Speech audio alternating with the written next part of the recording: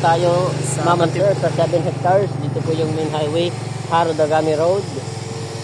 Dito po yung papuntang Katipunan, Dagami Leyte.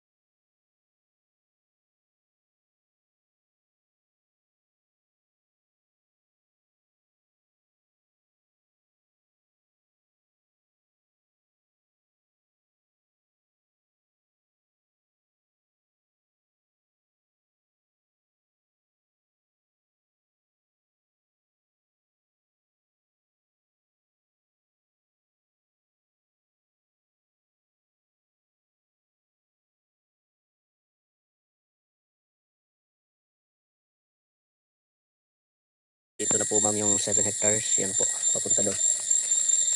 So ito po ay virgin forest. Madami pang vegetation. May mga lubi, waray na ano. Wala, mayroon pang mga dyan pero unti na lang. Pero daming ano, mga puno po. Ideal po to for ano, plantation ng mga Philippine native trees. Lawaan, mahogany, Jimelina, or agarwood. Yan po, virgin forest pa siya. Punta tayo sa pinakaibabaw daw dito. Ito po yung 7 hectares. So,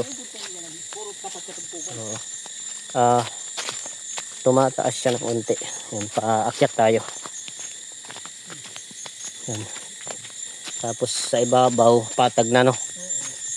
Ayan, medyo ano lang siya, konti slope pero hindi gaano.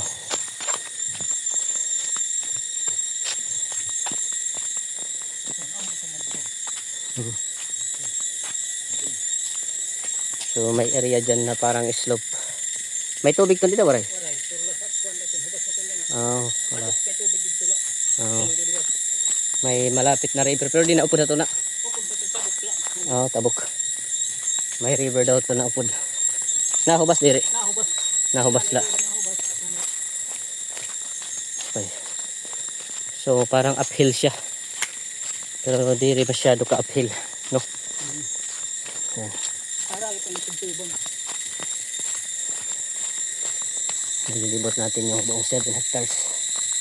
Madaming puno. Look, kadamo man kahoy ano? Oo. Damang kahoy. Rayo pa.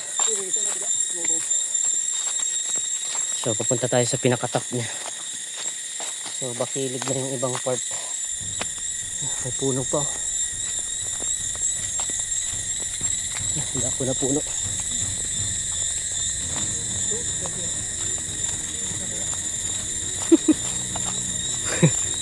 Sige na. Dito na part. Patag na po siya.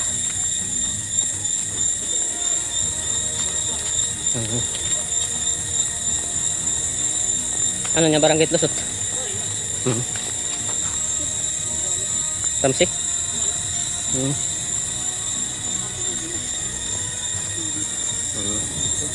Dito iba na tagya. Kami na nga ito 7 hectares. Okay.